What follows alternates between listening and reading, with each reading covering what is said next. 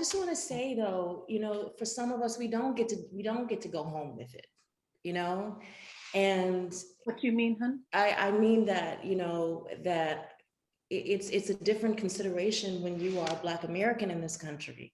Yes. That you don't get to just turn it off when you leave work. You know what I mean? Like you don't get to do that. Like the very issues that deal with, I think, in everything and all that, everything, every show, I think it's so wonderful and topical in that way.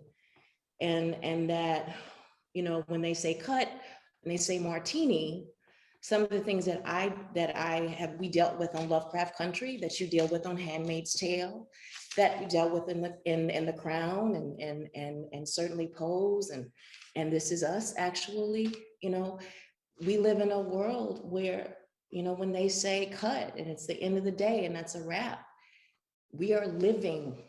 Our lives are reflecting, what we are living, which for me, I have to say, it can be difficult, but it also is a privilege.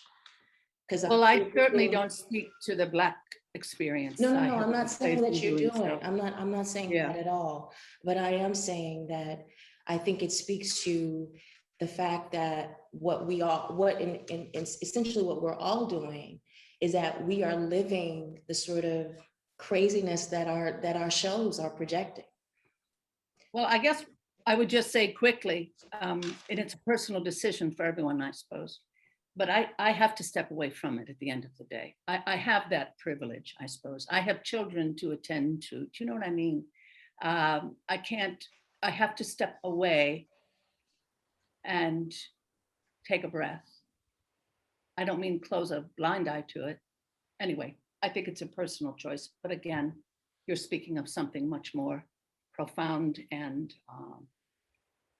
well, Aunjanue, let's talk a little bit more about Lovecraft, because obviously the use of horror as an analogy to the real life horrors of the oppression of Blacks in America and Jim Crow laws in specific in this season, the use of real life individuals like Emmett Till in the storytelling, and then juxtaposing that with horror elements was something that was so well used. Obviously, 18 Emmy nominations, and was unlike anything else. Take me back to when you first learned of the project and your sort of interest in it, in reading the script, in joining it and being a part of it. Well, I just thought it was one of the craziest things that I've ever read, and I like crazy. And I wanted to be a part of crazy. Yeah. I don't know how else to say that. What I want to say more specifically is that when Lovecraft aired in the fall of last year, we were reeling from what happened in May. We have been reeling in the Black community for a long time, as Stephen said. And so it was incredible catharsis for a lot of people to be able to watch something that was giving voice to what they were feeling in their bedrooms and in their living rooms. And what I was saying before was that not being able to, cut it off. What I was saying is that I'm from Mississippi, for example, and we just got rid of the Confederate flag last summer.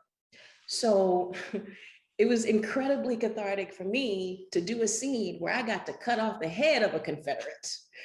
So there really was, so what I mean is for me that there really was no division in between who I was after rap and who I was playing Hippolyta.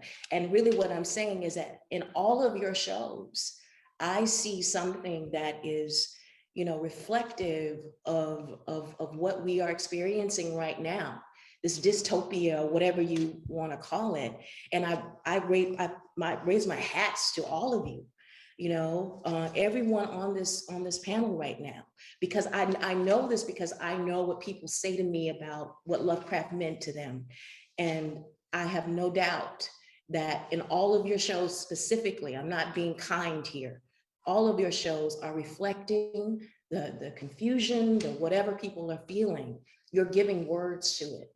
You're giving people an outlet for something that they would otherwise really would curdle inside them and cause them great harm, if that makes any sense.